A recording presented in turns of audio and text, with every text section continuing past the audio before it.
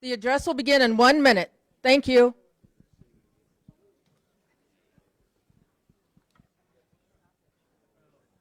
That's that Army training, you know. I love it.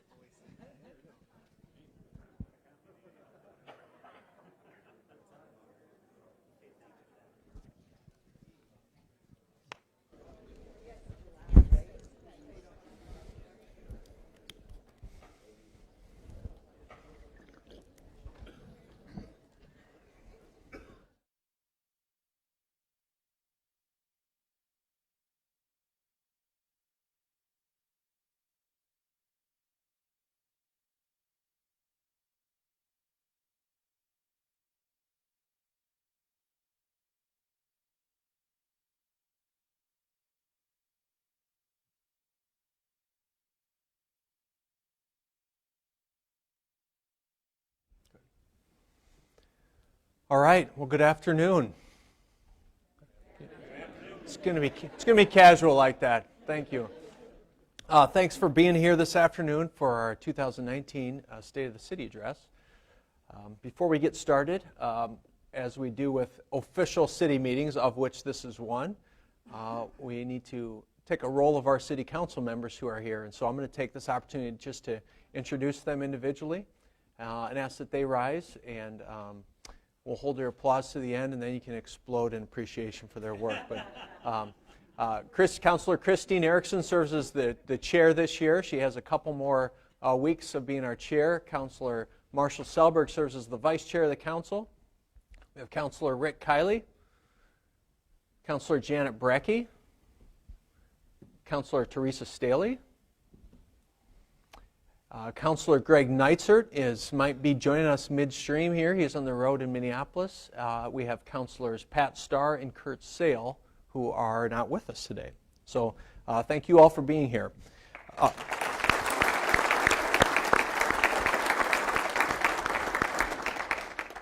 As we do with most of our meetings, we're still honored to be able to open them with an invocation. And I asked my friend and the lead pastor at Embrace Church, Adam Weber, to lead us in our opening invocation. So Adam's going to do that.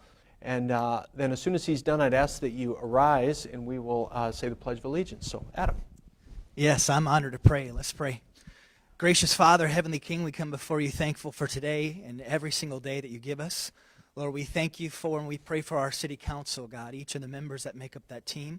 I pray that you would unite them, Lord. I pray that you would give them focus. I pray that you would give them vision.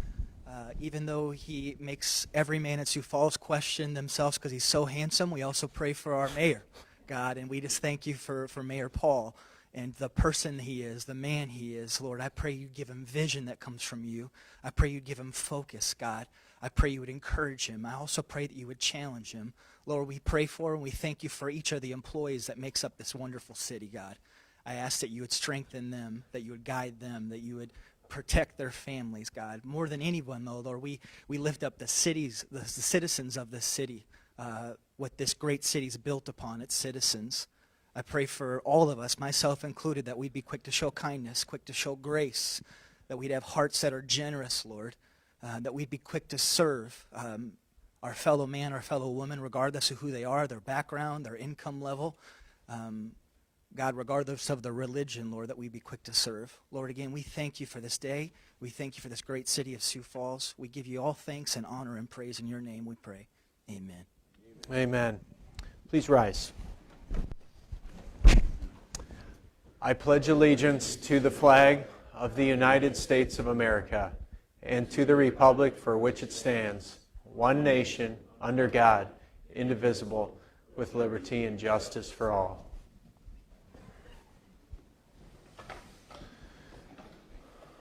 Well, good afternoon and welcome to the 2019 State of the City Address.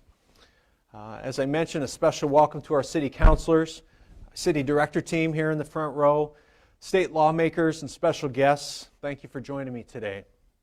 I'd like to take a moment to recognize this council. These 8 individuals pour a lot of their time, effort, and energy into our city, and we owe them a great deal of gratitude. So please join me in thanking them for that.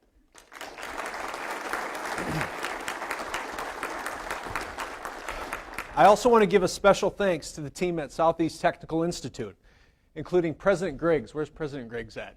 See here?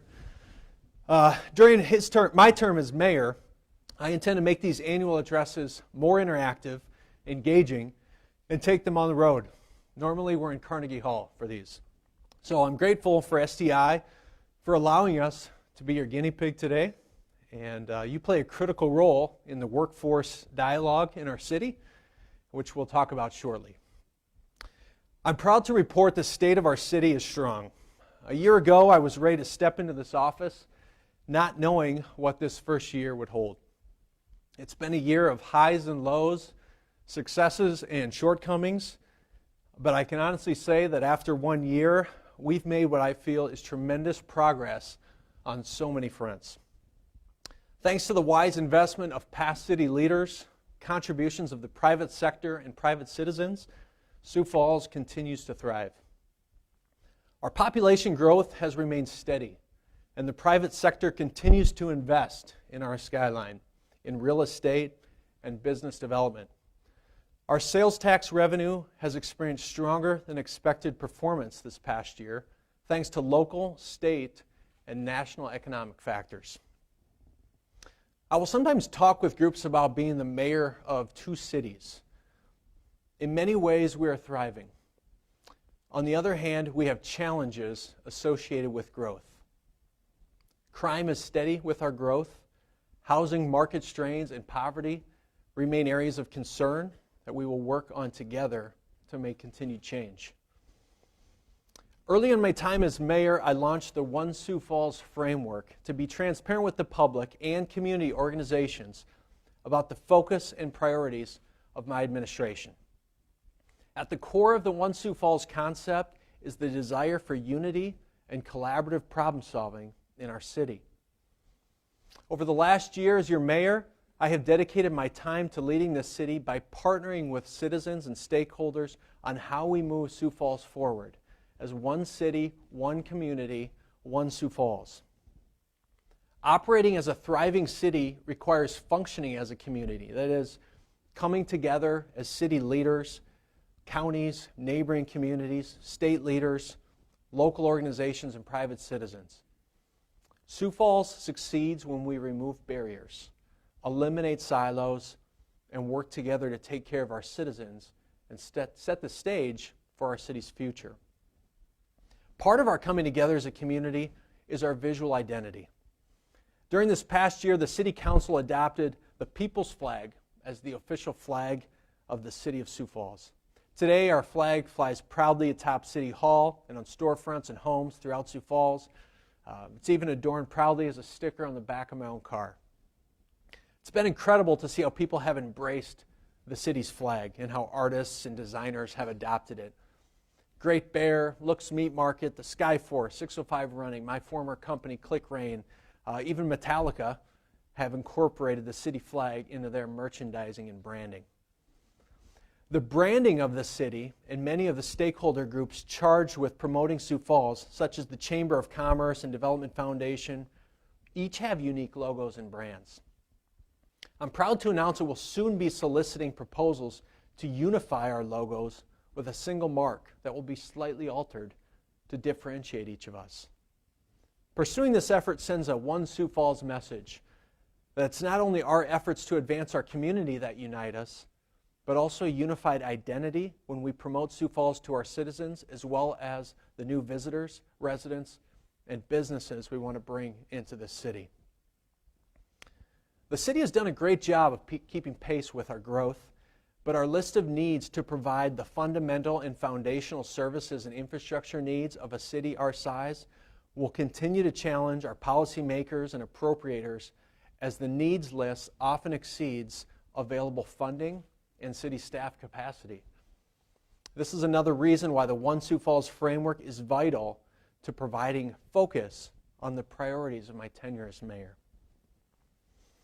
Every year for the past several years, I've traveled to Haiti on a service trip. This year was my first trip as mayor of Sioux Falls. And even though it was not an official trip as mayor, I invited our city public works director, Mark Cotter, to join me on this trip. And Mark's role with our city includes overseeing road construction and maintenance, snow removal, street sweeping, traffic engineering, the landfill, water purification, water reclamation, light and power, some other things. It's a part-time job. He's a busy guy. I knew that Mark would experience some of the same living conditions there that helped me shape some of my priorities, as well as give me perspective of how thankful and blessed all of us should be to live in Sioux Falls and in the United States. While we work as a city to help serve the homeless and those living in poverty, I am also grateful that we can at least have clean drinking water, sewers, healthcare access, social services. We have facilities like the Banquet, Feeding South Dakota, and shelters for our homeless. We are truly blessed to live in Sioux Falls. Can we do better as a community? Absolutely. And we are working hard as an administration, and I know the City Council is convicted to also work toward a better today and future for our residents as well. The infrastructure is one of our core responsibilities. Maintaining our aging roads and utilities while also preparing for the growth of Sioux Falls is a balancing act.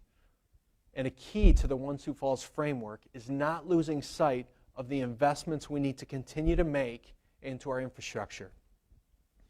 This past winter was one of the harshest winters Sioux Falls has experienced in decades. We experienced 94 days with below freezing temperatures this past winter, and we had 33 straight days where we did not get above freezing. With 33 snowfall events, we accumulated 54 inches of snow in this city. We even survived a polar vortex with temperatures falling to negative 47 degrees below with wind chill. And a side note, Mark and I were in Haiti during that week. The wet summer and fall of 2018 that saturated our roads and ground, compounded by these multiple snow events, was a perfect storm to add a great deal of stress and damage to our roads. Our long winter led to a harsh pothole season as well. Thanks to the hard work of the street crews, multiple crews have worked around the clock, 7 days a week, to lay down nearly 800 tons of patching material so far this year. Potholes aside, it's evident our roads need work and more investment for maintenance and reconstruction. We will look at all options to add additional dollars to improve our roadways. At more than 3,100 lane miles, that's the distance from Sioux Falls to Anchorage, Alaska, our street system is our city's largest asset. And as such, it uses the largest portion of our annual budget. But I think we can do better. Infrastructure and public safety are the bedrock of quality of life, and we will do more in these areas in the months and years ahead. It starts with evaluating our current roadway system. This summer, we will conduct a data-based pavement condition survey. A specialized vehicle will evaluate the quality of every lane mile in this city. Those data-driven results will help the city prioritize the immediate pain points of the system and set timelines to maintain streets in a financially viable manner. I'm also thankful with news in recent days of an agreement between Congress and President Trump to infuse federal dollars into the nation's aging infrastructure. Roadway challenges are not challenges unique to our city. I'm hopeful our leaders in Washington can unite behind this proposal and address this critical need for our country. One of my proudest moments during the first year in office was the wisdom and foresight of our council to invest in our aging wastewater system. There are a number of city services that can easily be taken for granted, including the reliability of flushing a toilet. It's the kind of project that doesn't get people too excited unless there's a crisis and the system doesn't function. Delaying this investment would have put Sioux Falls on the course for a crisis due to the time it will take to complete this project, along with the current capacity of the plant and the steady population growth of our city. So, thank you to the counselors who helped advance this project. Residents throughout the city are encouraged by and appreciative of your commitment to looking down the road and preparing for the future of Sioux Falls while not burdening residents' pocketbooks, and together we accomplished that. Preparing for the future growth requires city leaders to not just think about today's needs, but look years and decades into the future so that Sioux Falls can flourish. Some examples of how past leaders have made wise decisions in foundational growth include things like the Lewis and Clark rural water system, the I-229 corridor, our current wastewater treatment plant, and the Veterans Parkway corridor and interchange. As you can see on the screen, Sioux Falls has grown dramatically since 1940 and will continue to grow during the next 20 years. Investments in wastewater treatment, drinking water wells, the 85th Street and Interstate 29 interchange, and the public-private partnership at the USD Discovery District are just a few of the initiatives we are advancing today so we're prepared for tomorrow. In the wise words of President Reagan, he said, quote, "We must act today in order to preserve tomorrow." And that is, we owe the current and future residents of our great community a path to the future that preserves our quality of life and builds upon our successes. 20 years from now, Sioux Falls will be a very different place. But our decisions we make today can greatly impact the physical landscape, infrastructure, and economic prosperity of our city. Along with infrastructure, the other bedrock responsibility of local government is the safety and health of its residents. During the past year, Sioux Falls has been challenged by everything from extreme weather events to the battle against narcotics and addiction. Our collective public safety was tested just 2 months ago when Sioux Falls was impacted by a flash flood on March 14. 3 inches of rainfall and temperatures hovering right around 32 degrees stressed our drainage system and our levees. Both Skunk Creek and the Big Sioux River reached major flood stage for only the 7th time since 1950. Due to dangerously high water levels, I ordered the closure of parks and trails along the river. We even closed Falls Park for the first time in the history of the park. For future events, I've issued an executive order that closes the park whenever the river reaches major flood stage. It was a storm with an impact no one had predicted due to the fast melt of the snowpack in our city. But the residents of the city sprang into action. Neighbors helped block storm drainage inlets to move water off flooded streets. They helped neighbors pump water out of basements.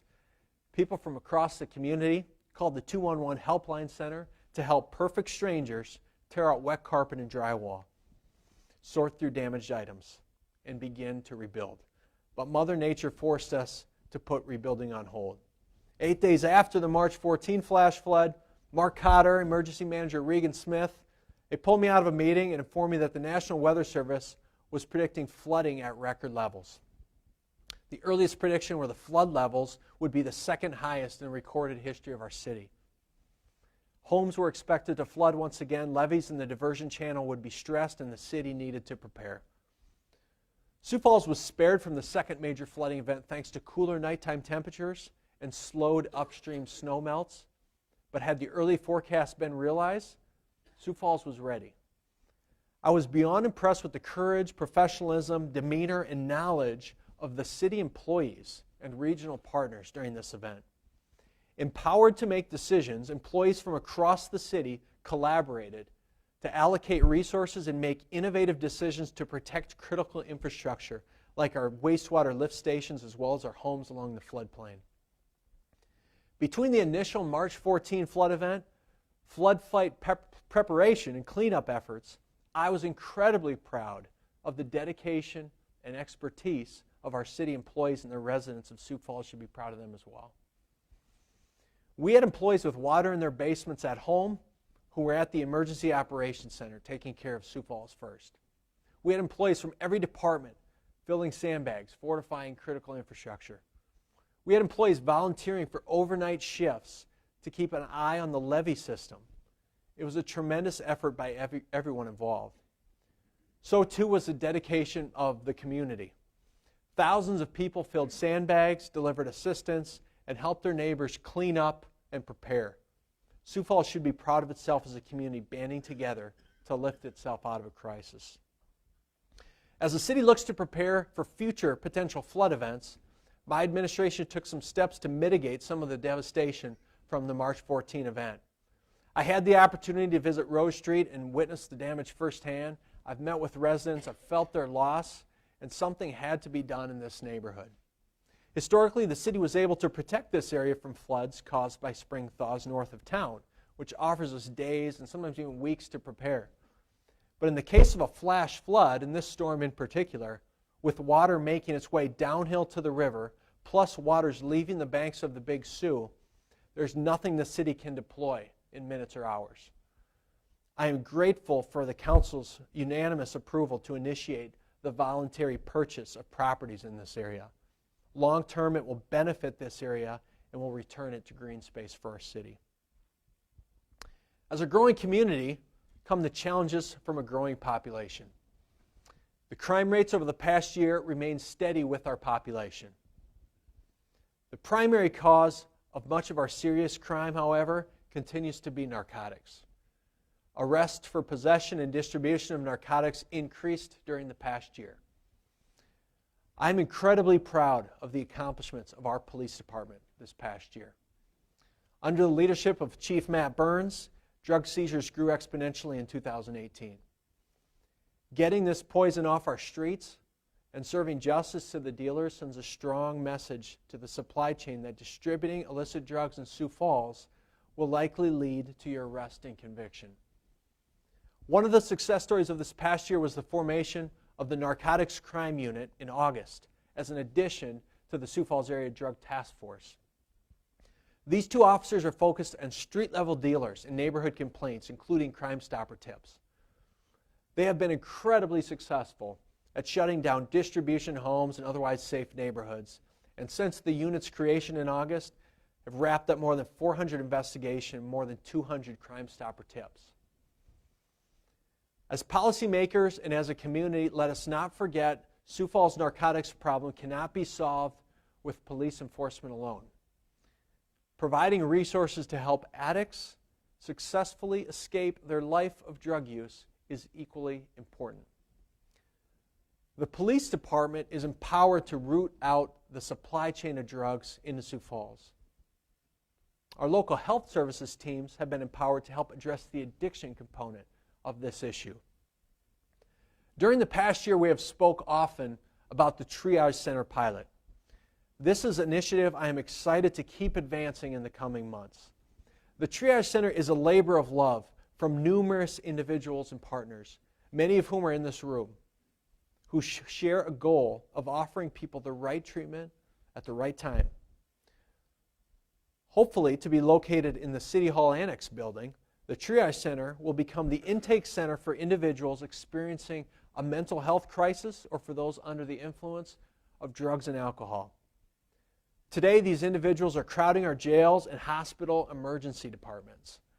The Triage Center will have the expertise to provide help to these patients and direct them to a pathway to address their substance abuse or mental health needs. In many cases, these patients are suffering from both. Often forgotten by media coverage or policy discussions of narcotics users are the ramifications that addiction has on families, especially children. Sadly, there are neglected children throughout Sioux Falls with parents under the influence of drugs and alcohol, which likely means their parents also struggle to earn a paycheck in order to provide for their family. So as we discuss narcotics in Sioux Falls and in our state, and drive policy to reduce drug use, let's not just look at statistics on drug and cash seizures, arrests, and overdoses. Let's remember the children and families throughout the community who will regain a parent or a sibling from addiction. To address this issue in the coming months, I'll be launching an aggressive, multi-year initiative in Sioux Falls to encourage members of the community to mentor a school-aged child or family. It's an aggressive mentorship initiative which I'm very excited to be rolling out in the months ahead. There are hundreds of children in Sioux Falls in need of a positive role model.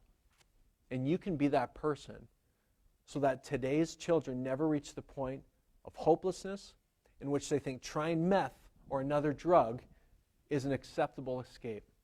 I believe we have a moral obligation to these children to set them on the right path in life, and each of us can play a part in guiding these kids toward the American dream.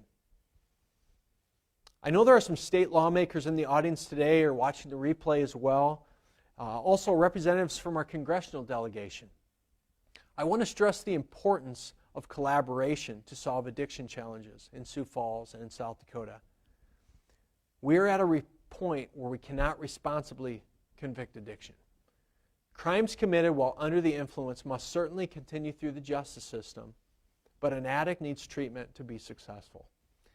If we want to solve workforce shortages, mend broken homes, and give hope to neglected children of a life without addiction, we need a comprehensive and collaborative effort. There's no silver bullet to solve this crisis, but together, with the best available data as well as compassion, we will battle better together than if we fought alone. Maintaining our police and fire rescue teams' levels of preparedness and training requires the necessary facilities. Progress on a new public safety training center has been made during the past year. In the months to come, expect a location to be identified and a design concept to be announced. We expect this center to open sometime in 2021. This is another example of a foundational investment need for Sioux Falls that will benefit the city for several decades to come. Another focus of the One Sioux Falls framework is to foster the availability of housing options at all income levels throughout the city. Housing is another big challenge for Sioux Falls. But with creative solutions and long-term community plan, we can help working families live in safe, clean, and affordable homes. Housing shortages, especially in low-income and middle-class levels, is a challenge communities across South Dakota and the United States are all facing. Our economy is healthy and people continue to move here. That's the positive news. But where we are challenged is the supply and the demand at certain price points. So what can we do about it? Well, for starters, the city can engage the stakeholders in the community who can do something about it and make a difference. Tomorrow we're hosting the inaugural Sioux Falls Housing Summit at the downtown Holiday Inn. The summit will bring together builders, real estate agents, investors, bankers, and agencies who can make a citywide impact on creative solutions to rehabbing current housing stock and adding new units where there is need. Our goal is to bring together our local industry experts and draw awareness to the various efforts underway to provide clean, safe, and affordable housing that is accessible to all citizens in Sioux Falls. One of the speakers at tomorrow's summit is Rich McCurris. Rich, in the checkered shirt here, is one of the people I wish I could clone many times over because of all the good work he is doing for the people of this city. Rich is part of a group of investors who are investing in the rehab of rental homes in the core neighborhood of Sioux Falls. When I see photos and hear stories about the living conditions of some of these homes, my heart sinks because families and kids were and are living in some very poor conditions. Rich's group is pouring money into making these homes safe and clean and turning around and renting them back at the same or even lower rental rates. They also connect the tenants with caseworkers who can help with job placement, food security, transportation, healthcare access. So while the city itself can look into financial incentives, zoning changes, code enforcement, and infrastructure needs for core housing, what will really help solve the challenge as well of affordable availability are the investors. Specifically, our city needs private citizens like Rich who are willing to invest with their hearts at smaller profit margins, often a difference of 3% versus 10% profit. What an incredible contribution it would be and heartfelt addition to an investment portfolio if those who are able to invest in people by investing in a safe and clean property did so. You would help hardworking families in rentals be able to focus on their families instead of a broken window, unreliable furnace, or a leaky sink. Government alone can't solve this challenge. I need the private sector and investors with philanthropic hearts to invest in Sioux Falls and to invest in working families. We also have a concerted effort on housing in the core of the city of Sioux Falls. Earlier this year, we welcomed a new housing manager to the city, Shelley Unruh. One of Shelley's first tasks was to begin on a comprehensive plan for housing in the core of Sioux Falls. The housing strategy for neighborhoods is a balancing act of housing stock, adding density in the right areas, and providing opportunities for neighborhood anchors like hospitals, universities, churches to still be able to grow and thrive. I'm excited to share details of this plan as it's developed and finalized. In the meantime, stay tuned because in the coming weeks and months, we have some exciting news on single-family homes and multifamily housing that will be added to some of our core neighborhoods. Along with affordability and availability of quality housing in Sioux Falls to maintain our growth needs is maintaining our quality of life assets in this community and building upon past assets. We need to be looking at what our youth and young adults want from their community and invest in the amenities that will retain our youth and attract a high-caliber workforce. We also need to look at what retirees and soon-to-be retirees want in their community. In February, Sioux Falls became part of the AARP Age-Friendly Community Network. It's a huge honor. We're the first city in South Dakota to do so, one of only a handful of cities in the entire upper Midwest to earn this recognition. As a member, Sioux Falls gains access to global resources and information on age-friendly best practices, models of assessment and implementation, and the experiences of towns and cities around the world. Through this effort, we are committed to improving the livability and mobility in Sioux Falls, and we have a world-class partner in AARP to assist us in those efforts. The largest quality of life investment Sioux Falls has made in recent years was the construction of the Denny Sanford Premier Center at the Events Campus. The Premier Center has thrived with multiple sellout concerts and events during the past 5 years since it opened. In February, a group of local residents started meeting to study the current operations of the campus and develop recommendations to help inform a 2040 master plan for that campus. This will include recommendations for the usefulness of the aging arena and baseball stadium, as well as recommendations for our visitor and convention industry to remain competitive with other communities to attract regional and national conferences and events. The economic impact of visitors to Sioux Falls each year is estimated at around $1 billion. And the events campus plays a major role in this revenue for local businesses and the city's sales tax revenue. We must be bold in planning for our future so our economy does not suffer and lose business to other communities. I expect to have recommendations from this study group back later this summer. Also part of the study group's focus is how we better connect the events campus with other parts of downtown, but especially other parts of Sioux Falls, but especially with our downtown. The heart of our city is our downtown, and the future of our downtown continues to look promising with new acres open for development and new quality of life investments on the horizon. In the coming months, we'll see the first development on the rail yard land begin to take shape. Earlier this year, my administration changed the process for applying for parcels on this property. It's a rare opportunity for a city to open up this amount of land in its downtown, and we do not want to rush this process and receive proposals that have not been fully vetted or conceptualized.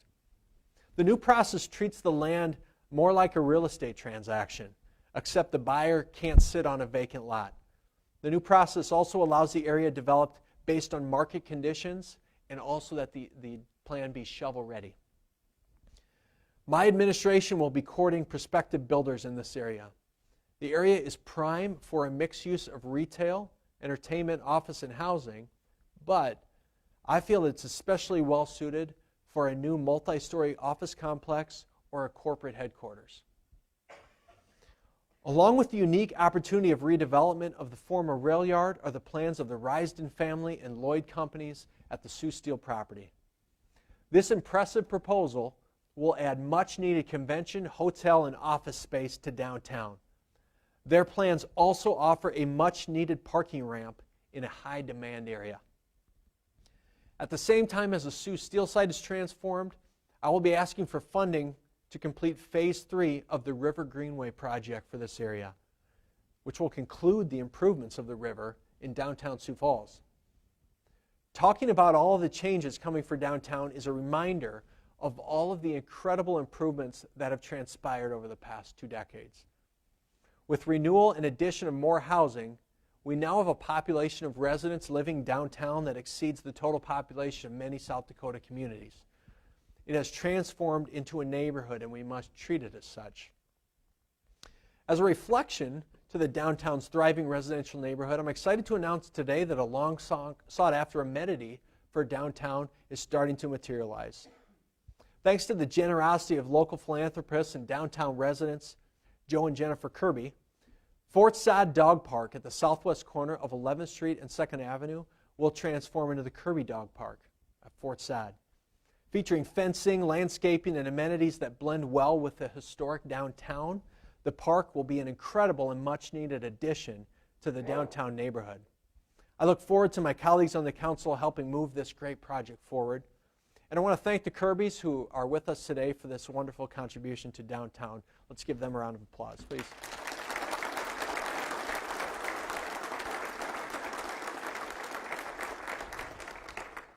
Should have took advantage of that applause for this.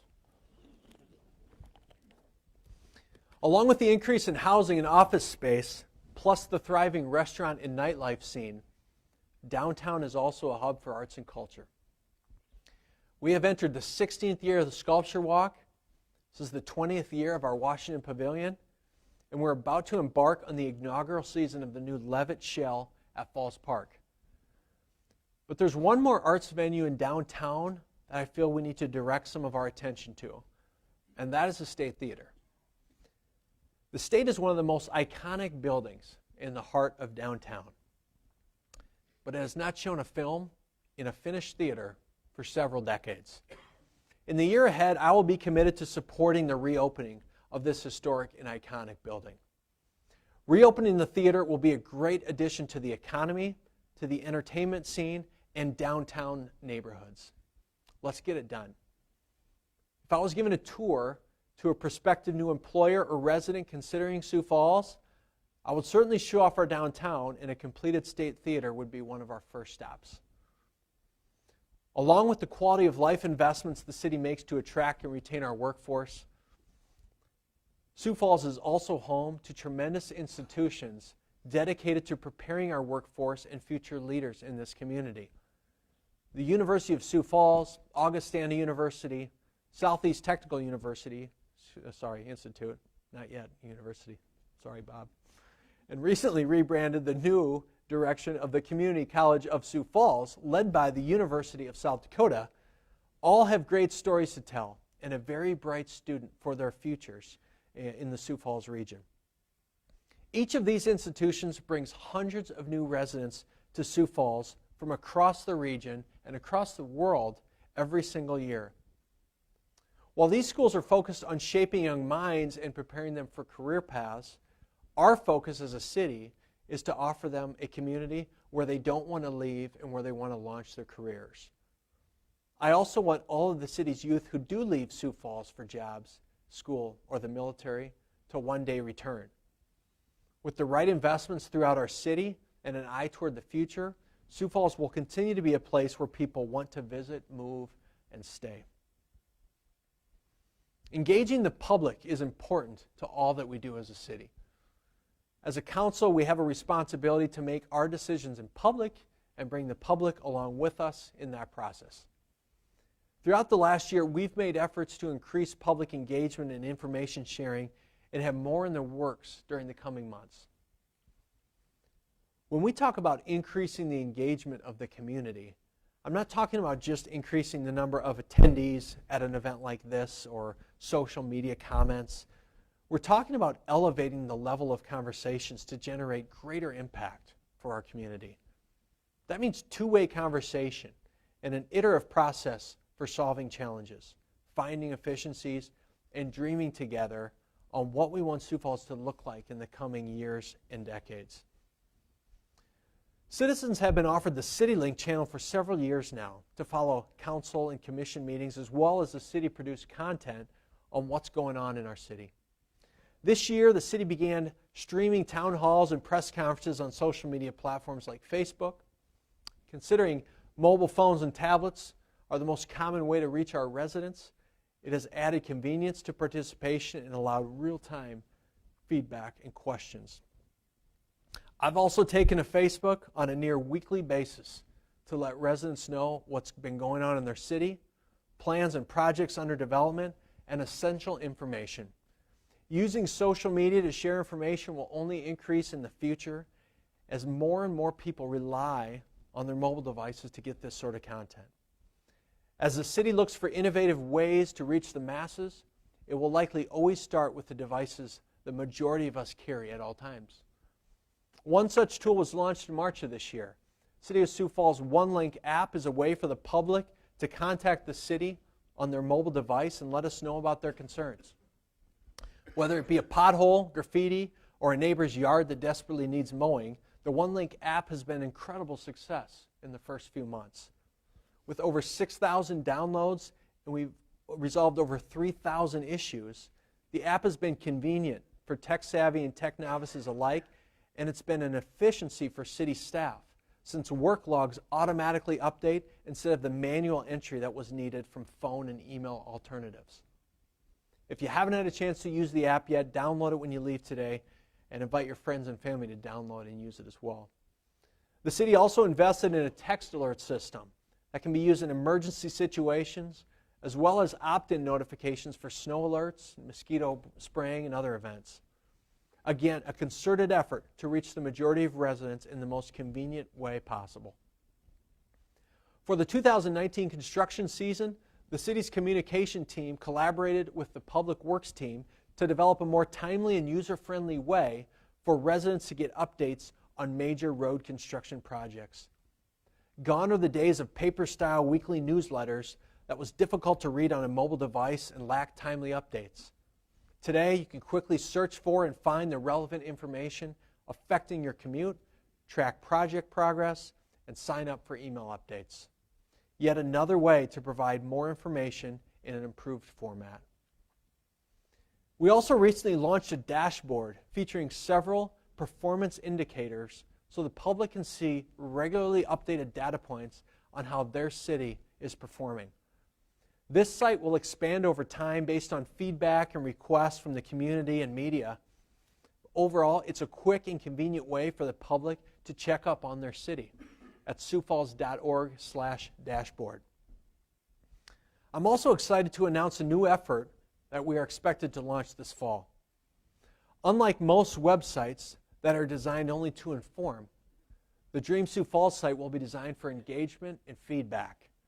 This site will be a tool for the community to share fresh ideas, innovative initiatives, ways the city is considering to improve the quality of life in Sioux Falls. It will bring the public into the ideation process of policies and projects and allow for a digital venue for the public and city to walk side by side to advance ideas and make them a reality. It will also allow the public and community organizations to present their ideas and generate feedback on some of their dreams for Sioux Falls. The city is also making efforts to increase the engagement of our dedicated 1,300 city employees.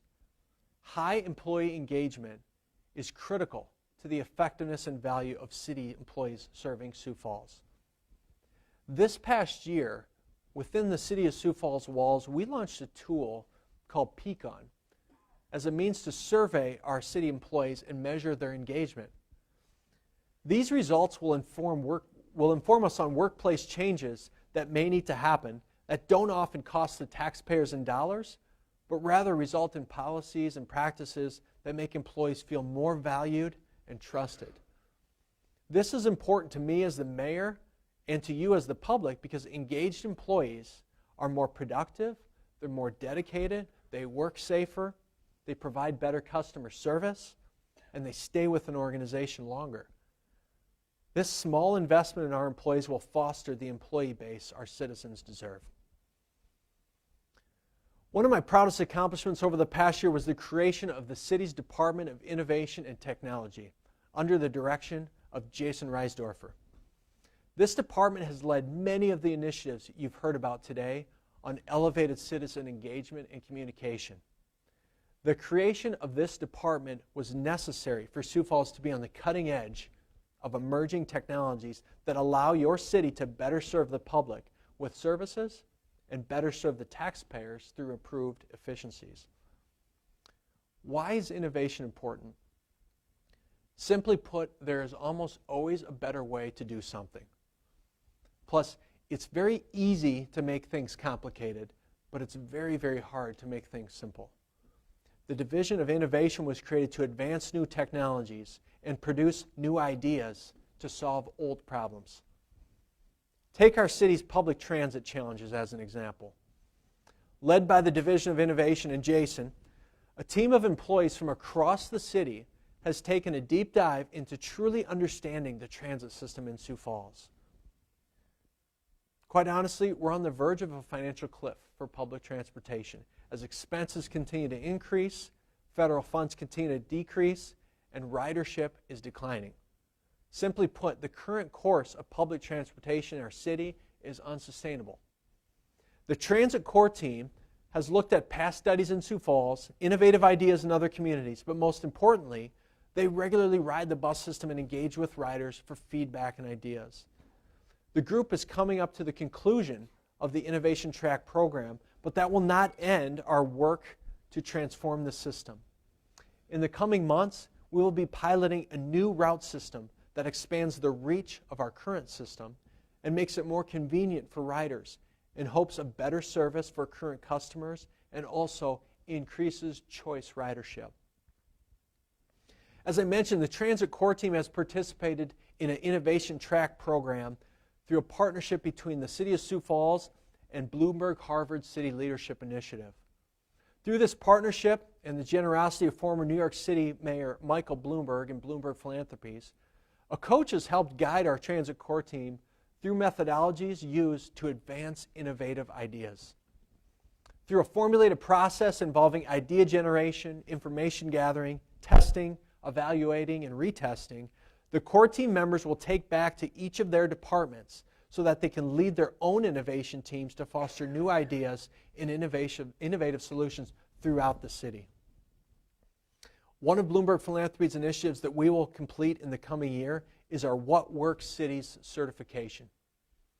This program encourages cities to make data-driven and results-based decisions, especially for spending taxpayer dollars.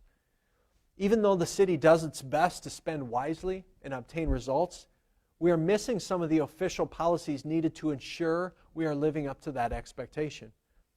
By this time next year, I look forward to celebrating Sioux Falls certification in this program, as well as some early successes and results from its implementation. Lastly, on the innovation front is our continued efforts to bring a 5G network to Sioux Falls. As a society that relies on technology and connectivity for numerous daily functions, a 5G network will provide Sioux Falls a competitive advantage to other communities when it comes to attracting new residents and new employers. My office is in talks with numerous providers on even more ways we can safely launch the network in Sioux Falls so that we can set a stage here for smart city technologies, faster internet connections, autonomous vehicles, and more. All of these opportunities and challenges require the collaboration of the city and other jurisdictions, organizations, and citizens, including many of you here today and those watching online. Everyone has influence, and I want to hear your ideas, your input, your solutions. Problems are easy to bring forward, but solutions are what's hard.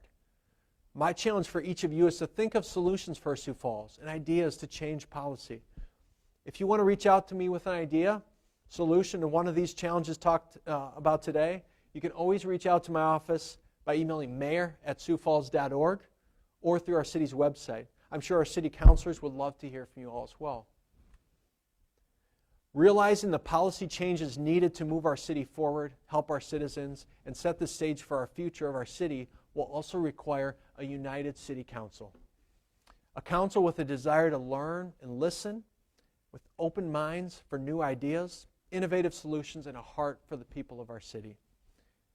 Henry Ford once said, "Coming together is a beginning, staying together is progress, working together is success." Together we have accomplished much in the past year despite our differences. But when we band together, we are a force for change. And the beneficiaries of our change are the people of this city and the future generations who will come after us. In the days, weeks, and months ahead of us, our constituents expect us to work together as one body for the betterment of our city. And I hope we will stay together and work together. As you leave today, write down a solution or idea you have for the city on one of the core tenets of the One Sioux Falls framework. Again, I want your feedback. I covet your feedback. I know with all the smart people here today and all those watching online, each of you has something to offer to make Sioux Falls a better place. Also, as a reminder that we are one Sioux Falls and that collaboration and unity makes for a better city and community, we have one Sioux Falls pins, just like the one I'm wearing today, for each of you as you leave the center aisle doors. So thank you for your time and your attention today. Future is prosperous for Sioux Falls, and there are big things in store for this community. During the upcoming year, our responsibility is to uphold our solemn oaths to serve the people of Sioux Falls. As we continue our duties and advance change, may God bless each one of us, and may God continue to bless this great city of Sioux Falls, South Dakota. Thank you.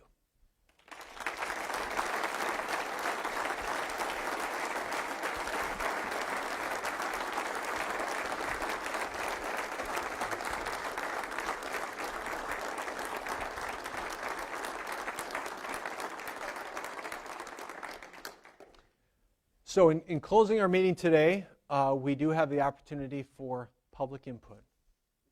If anyone has any public input, you can raise your hand, and a mic would be brought to you, and you'd have 5 minutes. Seeing no takers, we will call this meeting adjourned. Thank you for coming today.